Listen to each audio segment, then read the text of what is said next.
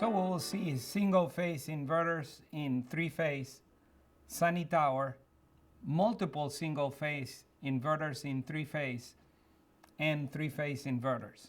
We'll have an overview of a three-phase utility system, the operation of the inverters in three-phase, the sunny tower features and installation, the Sunny Boy operation in three-phase system, and a system designed for three-phase, and a brief introduction to installation, commissioning, and troubleshooting.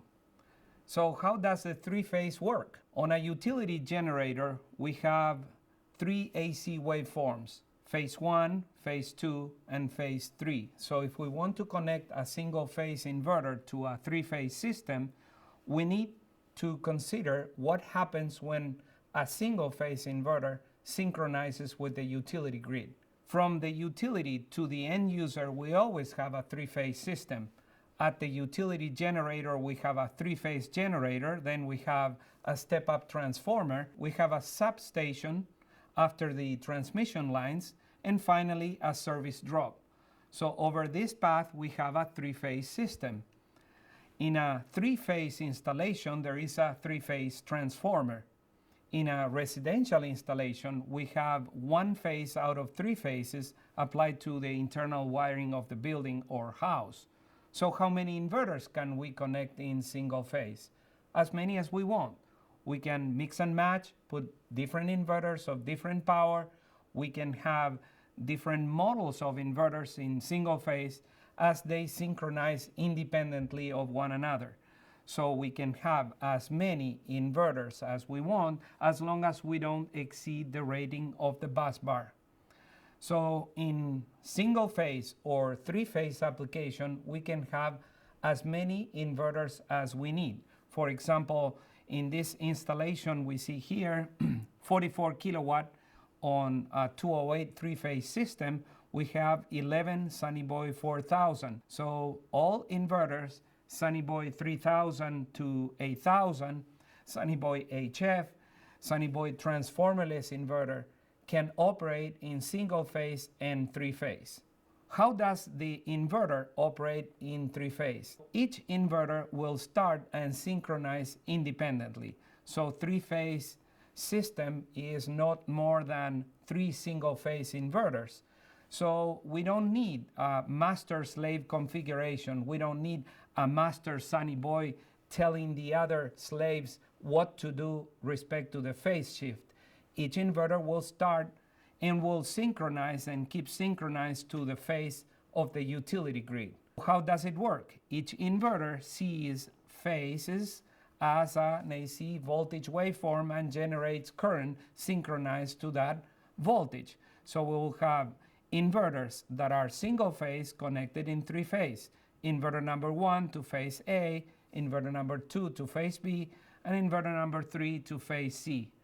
Every inverter is producing as much power as it draws from the photovoltaic array, and they don't need to be interconnected to synchronize with the utility. And what is the Sunny Tower? The Sunny Tower is not an inverter. It's a mounting system, is a wiring harness of 2 inverters per phase with a total of 6 inverters. So the Sunny Tower is a three-phase mounting system with 2 inverters per phase. So each inverter independently will synchronize with its own phase. In this case, we have 6 inverters at a rate of 2 inverters per phase on a perfectly balanced system. What is a balanced system? When we have the same power on each phase. So a power imbalance is the application of imbalance of power production to one of the phases. For example, in this three-phase system of 480 delta 277Y, we have just one inverter. Does the inverter work? Yes, the inverter operates exactly the same. So we have to be aware of the phase imbalance because of utility regulations. In general, the phase imbalance is expressed in number of kilowatts or in percentage and is dictated by the utility. If we install, for example, a Sunny Boy 6000 on one phase, the inverter will operate, and we know that there is an imbalance. If the utility grid agrees with that, we could have one inverter or two inverters. In this case, if we are using Sunny Boy 6000, we will have two inverters, one on phase A and one on phase C, but no inverter on phase B. If we wanted to have a perfectly balanced system, we will have three single-phase inverters of exactly the same power output. This is an example of a 200 kilowatt three-phase plant in Petaluma, California, using 28 Sunny Boy 7000 US. These are multiple single-phase inverters in a three-phase system. So what happens if one phase failed or one inverter failed? If we don't interconnect the inverters and we don't use the power balancer feature, we will apply imbalance to the utility grid, basically to the wiring to which the inverter is connected to. So to use the power balancer and monitor this imbalance, we need to connect the inverters. Inverter number 1 connected to inverter number 2 to inverter number 3 to a very simple wiring. We activate the power balancer system through the firmware of the inverter. Each inverter is connected to the next inverter through these two terminals labeled positive and negative on the lower right-hand side of the LCD display. And that's it. Once we enable the power balancer, we just have to tell the inverter what to do with when one inverter failed or when the utility fails. For example, in grid fault guard, one inverter or one phase failed. Suppose that the phase fails and the inverters stop producing power. That is one example of power balance operation. So inverter number 2 and inverter number 3 detect that inverter number 1 has failed or the phase has failed, and they shut down instantly in milliseconds, so to avoid the imbalance. Grid fault with maximum allowed imbalance of 6 kVA. Let's assume that the utility grid allows a maximum of 6 kVA imbalance. One inverter failed. For example, if the other two inverters and the inverter that failed were 6 kVA, you don't need to do anything. So the power balancer will just allow the other two inverters to keep producing power. So inverter number 1 fails, but the two other inverters keep producing power as they don't exceed the maximum imbalance allowed by the utility. Grid fault guard. One inverter fails. We can program the power balancer to wait 5 minutes and then shut down the other two inverters. So inverter number 1 fails, but the inverters number 2 and number 3 wait 5 minutes to confirm the condition of failure and then shut down. So when the inverters are connected to single phase or three phase, they're constantly monitoring the voltage between line and neutral. So this is the report from the display where the inverter shows the voltage between L1 and neutral and between L2 and neutral. If that difference between L1 and L2 versus L2 and neutral exceeds a certain threshold established by the utility, then the inverter will disconnect itself from the grid. What are the common transformers we can connect inverters to? 480 delta, for example, will be a very common transformer. The voltage between line and neutral is 277, so we can connect one or more inverters per phase between line and neutral. 208 delta 120Y, the voltage between line is 208, line to neutral is 120. So each inverter will see 208 volts between lines. Split phase residential, the voltage between lines is 240 and between line and neutral 120. Next transformer, 240 delta 120 Stinger. We will have one inverter between line 1 and line 2 looking for the neutral and two inverters ignoring the neutral. 208 delta without a neutral, all three inverters will ignore the neutral. And 240 delta and 208 delta without a neutral are exactly the same except for the voltage, but the neutral selection is exactly the same. These 6 inverters will ignore the neutral. So what is the difference between voltage selection and neutral selection? Voltage selection tells the inverter what is the voltage of the utility grid, as opposed to neutral selection, which is only telling the inverter whether to look at the neutral or to ignore the neutral. So in voltage selection, we have a voltage selection wire. For example, this inverter has the voltage selection wire on the voltage selection terminal indicating 240. So the inverter, by default, will expect 240 volts. If we move the wires parking on this dummy terminal block to the voltage selection terminal, we will switch from one voltage to another voltage. We have moved the wire that was parking on this terminal block to the left-hand side, and now the inverter expects 208 volts between lines. In this case, the inverter expects 277 volts between line and neutral. So once we perform the voltage selection, we have to tell the inverter whether to look for the neutral or ignore the neutral. What happens if we select the incorrect voltage? So we put an inverter that is oriented to be installed on a 277 system, and we select 240. Well, nothing happens. The inverter will detect this mismatch and will flag an error that says disturbance transformer. That means that the voltage selection in the internal transformer was incorrect. Nothing happened to the inverter. You just turn it off, let the capacitors discharge, do the voltage selection, and turn it back on. What are the neutral configuration jumpers? As we said, is to tell the inverter to look at the neutral wire or to ignore the neutral wire.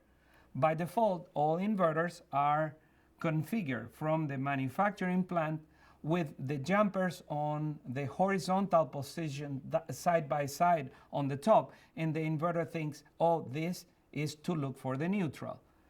On the utility configuration jumpers, we have the default position. Yes, there is a neutral. Both jumpers are in the top position.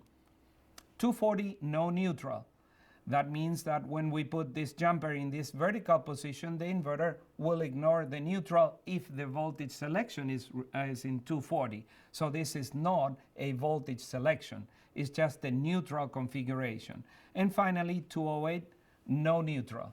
So if we put the jumper on this vertical position, the inverter will ignore the neutral wire. So if the jumpers are configured to look for the neutral, but the neutral is not connected to the terminal block labeled neutral, the inverter will flag the error grid timeout. So the inverter will say there is a disturbance and the error is grid timeout, which means I could not find the neutral. So by default, in these inverters we are showing 480 delta, 277Y, 208 delta, and 240.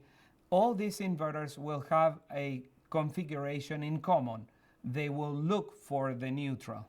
This is an example of a three-phase system of 21 kilowatts with 208 delta 120Y using 3 Sunny Boy inverters, which are 3 single-phase inverters in 3-phase.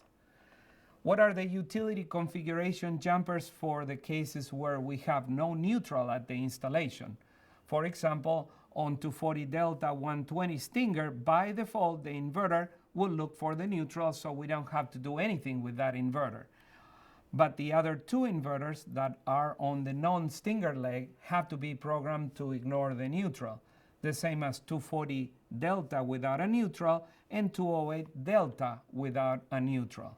This is an example of an installation of a 3-phase system using 6 Sunny Boy 6000 US, which is 36 kilowatt in 3-phase, on a 208 open delta. So at the installation, there is no neutral at the transformer.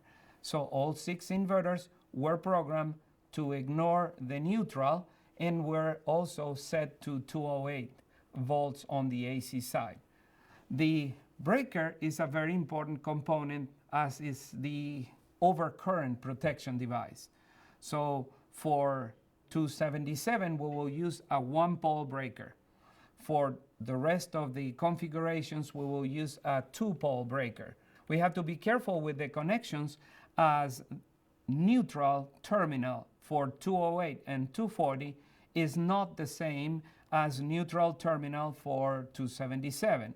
So if we connect the inverter to 208 or 240, we will use the same terminal. But if we use on 277, then we have to connect the neutral to what is L2 in the case of 208 and 240. So if we do not connect the neutral wire to the proper terminal, the inverter will not detect the voltage of the utility. This is an example of a multi-inverter in single phase type of inverter, but operating in three phase. This is a 164 kilowatt photovoltaic plant in Toronto, Canada, using 24 Sunny Boy 7000 US. Three-phase inverters. What are three-phase inverters? They are inverters that generate three-phase. They are not three single-phase inverters. It's just one inverter that generates the three-phase signal, which is three-phase current waveform synchronized with the three phases of the utility. So here we have the Sunny Tri-Power. That is a three-phase inverter. It is transformerless, so it does not have an internal transformer, an efficiency of 98%. The models are 10, 12, 15, and 17 kilowatts with a maximum DC input voltage of 1000 volts, MPP voltage range up to 800 volts. It has two MPP tracking channels, so you could separately track the southwest facing array and the southeast facing array and extract the maximum power point. Included in this inverter firmware, grid management capabilities, so it's capable of producing reactive power commanded by the utility grid. It has a graphic display that operates 24 hours and wireless Bluetooth. So the inverter is always broadcasting in wireless Bluetooth to connect it to a data logging and monitoring system, and it has an integrated surge protection. How do we connect this? Well, very easy, because they are three-phase inverters. We just connect the inverters to a three-phase. Each inverter has wires and connectors for each phase and the neutral. This is an example of a photovoltaic plant of 200 kilowatt using just 12 Sunny Tri-Power of 17 kilowatt each. So now we will introduce the Sunny Tower. The Sunny Tower, we said that is not an inverter, is a mounting system. So the Sunny Tower is a mounting system of two inverters per phase. Two inverters on phase A, two inverters on phase B, and two inverters on phase C. All the wiring, internal wiring, is ready to go for the installation, is pre-wired at the manufacturing plant, and we just hang the inverters on the tower and connect the wires and ready to produce power to the utility grid. So the Sunny Tower is three-phase. The Sunny Tower cannot operate in single phase. This is an example of a photovoltaic plant of 750 kilowatt using multiple Sunny Towers in three-phase. Here is another view of the utility transformer used for this PV plant. What are the models? We have 36 kilowatt, 42 kilowatts, and 48 kilowatt. 36 kilowatt is 6 Sunny Boy 6000. Sunny Tower 42 is 6 Sunny Boy 7000, and the 48 kilowatt is 6 Sunny Boy 8000. So we'll have three models of Sunny Towers. There are no Sunny Towers with mix and match of inverters. All Sunny Towers are supplied with the corresponding number of inverters, 6, and depending on the power of the model you order. So there are no Sunny Towers with Sunny Boy 3000 mixed up with 8000 and so on and so forth. They are all supplied in just three sizes. Inside the Sunny Tower, we have also the communication wiring already connected, already pre-wired. We just connect the web box as the data logging and monitoring system. So we'll see two Sunny Towers 36 is like 72 kilowatt installation. It's a very flexible system. We can connect any number of Sunny Towers as long as we don't exceed the rating of the bus bar of the main service entrance. So how many web boxes do we need to connect multiple Sunny Tower?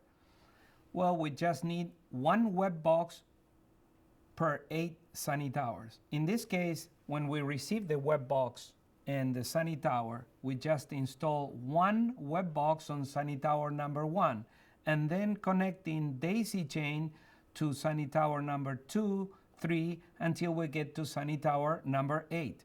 So we'll have one web box per 8 Sunny Towers. 8 Sunny Towers 48 is 384 kilowatt. 8 Sunny Tower 42 is 336 kilowatt. And 8 Sunny Towers 36 is 288 kilowatt. When we receive the Sunny Tower is in this plastic wrap. We just remove the plastic wrap and remove the 4 bolts that hold the Sunny Tower to the pallet, and then remove the backplate of the Sunny Tower, taking care to disconnect the equipment ground wire. Then we slide the cover up and remove it to perform the installation and disconnect the grounding wire.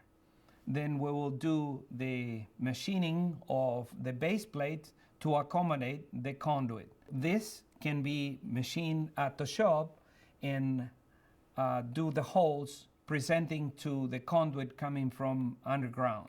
This is an example of an installation at a winery in Napa Valley, California, where we have the PV array coming from the rooftop and then going to the combiner box inside the tower, communications, and AC. We can do installation of the Sunny Tower with conduit from the bottom or from the side. Both are UL listed. Then we need to install the inverters. Each inverter is shipped separately in a box with a bracket. We just hang the bracket for each inverter and then hang the inverter to the tower. That's a very simple process. Once we hang the inverter to the bracket, we can pass the wiring through the conduit, communication, DC, and AC through the knockouts. As the flex conduit is very easy to present to the conduit, we just have to move it, work around the thread, and adjust the lock. We need to pay attention on the wiring. In this inverter, L1, L2, and neutral. On the DC side, positive and negative. And communications, 3 wires, 2, 5, and 7. So why is the tower not showing me an equipment ground wire? Because the equipment ground is the connection of the metal surface of the inverter against the stainless steel body of the Sunny Tower on this screw located on the left-hand side, in this case, of the inverter. So then we need to select the voltage of the inverter, 208, 240, or 277, and finally connect the RS-485 piggyback card if we are using that option, that type of web box. If we are using that option, means we need wires between the inverter and the distribution box of RS-485, and that is all pre-wired. We just have to connect the 3 wires, 2, 5, and 7, to the terminal block underneath the control board, and we are good to go.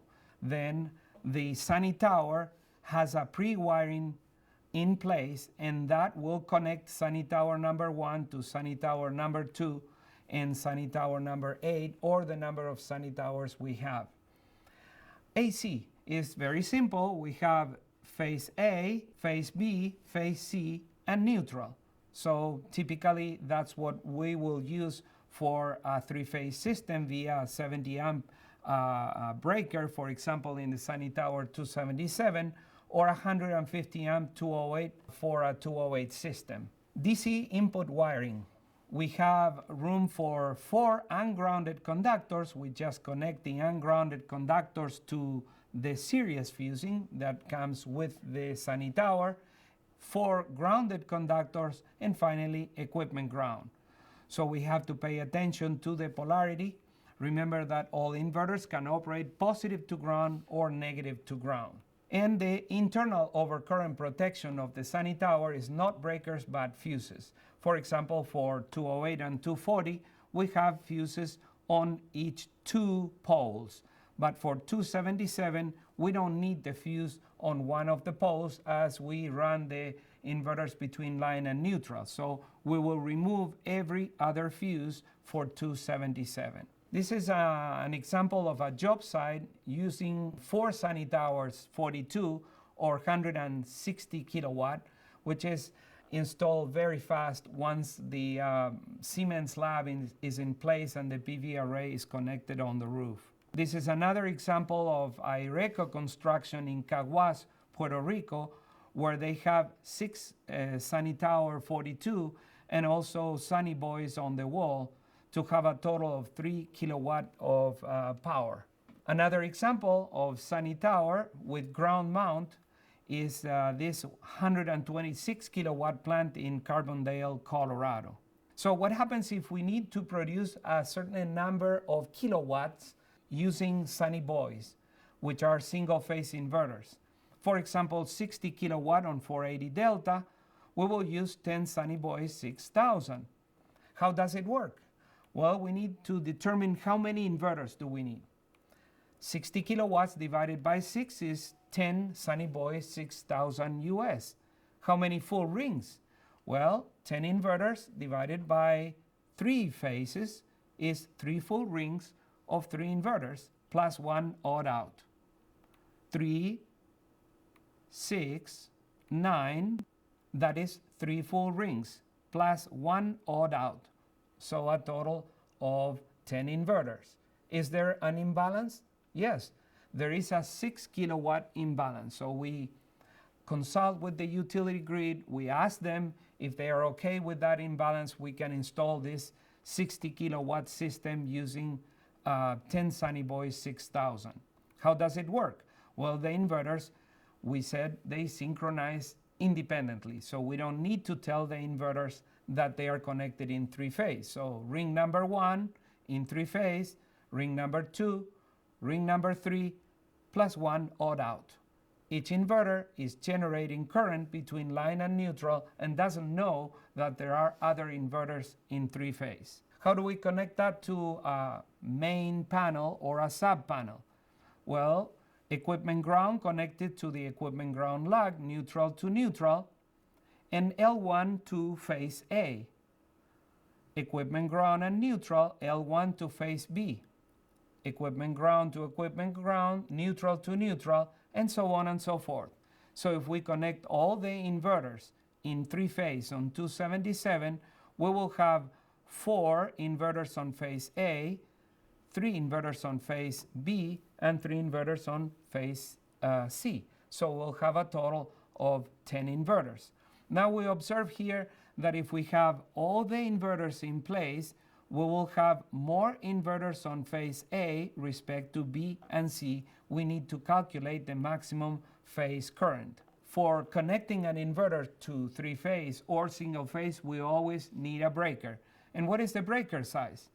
Is the product of multiplying the maximum output current of the inverter times 125, which is a factor required by the NEC as continuous duty, and that in this example will give us a 30 amp 1-pole breaker. We have to remember the rule of National Electrical Code 690-64 that says that the sum of the breaker supplying current to a conductor or bus bar, which is the sum of the ampere rating, cannot exceed the rating of that conductor or bus bar.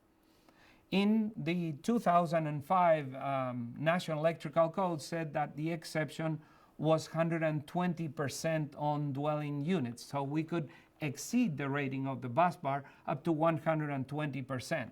So in this example, we couldn't use this main for this type of inverter because we are exceeding the rating of the bus bar.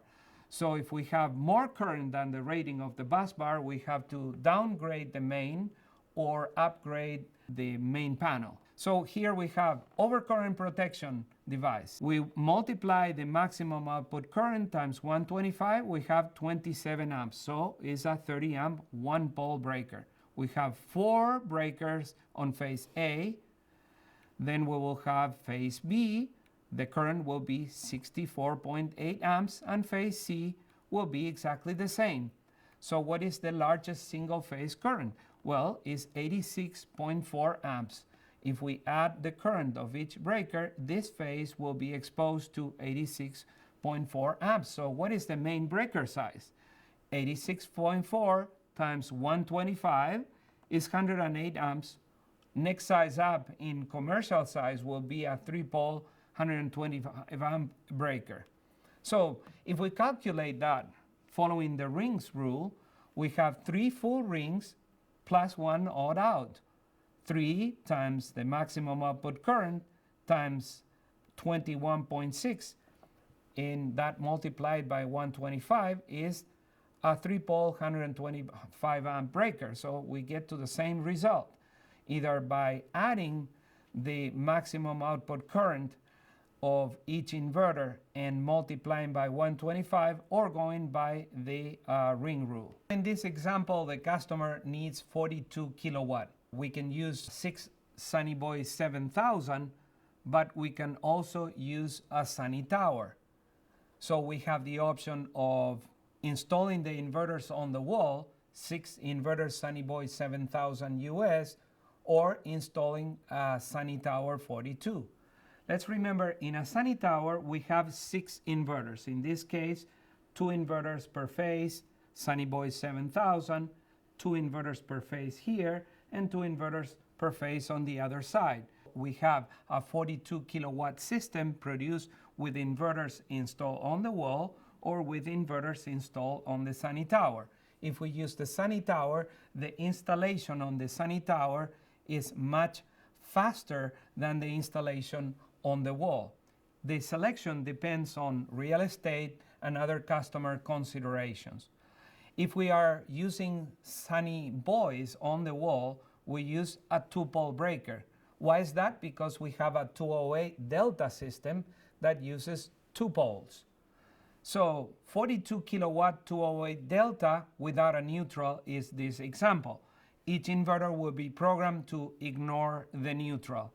How many inverters? 42 kilowatt divided by 7 kilowatt each inverter is 6 inverters Sunny Boy 7000. How many full rings? 6 inverters divided by 3 phases is 2 full rings of 3 inverters per ring. Is there any imbalance? There is no imbalance. So we have ring number 1, 3 inverters, single phase inverters in 3 phase. Ring number 2. So we have 42 kilowatt. How do we install the 6 inverters? We have inverter number 1 connected between L1 and L2 and neutral. So we will have a 3-phase system from a 3-phase panel connected to a 3-phase AC disconnect, connected to a 3-phase main service entrance, and then a 3-phase utility transformer. So each inverter will be connected to a 2-pole breaker, L1, L2, to the main or to the sub-panel. We have to remember that the sum of the ampere rating of all the overcurrent devices in circuits supplying power to a bus bar cannot exceed the rating of the bus bar. So we have to remember that both the main breaker and the breakers of the inverter add to the comparison of the rating of the bus bar. So the sub-panel bus bars must be rated to carry the combined current of the main panel breaker as well as the sum of all individual breakers of the inverters. In this case, 6 breakers, 6 2-pole breakers, plus the main breaker of the sub-panel. How do we figure out the main breaker sizing? Well, we take the maximum output current of the inverter that is shown on the specification sheet of SMA. In this case, we are taking the Sunny Boy 7000. 6 Sunny Boy 7000 is 2 full rings, 2 full rings times 34 amps times square root of 3 times 125 is 147 amps. 2 rings, maximum output current of each inverter. Square root of 3 is the factor that we use for phase rotation, times 125 for continuous duty. So this is a 3-pole 150 amp breaker. Well, thank you very much for your attention.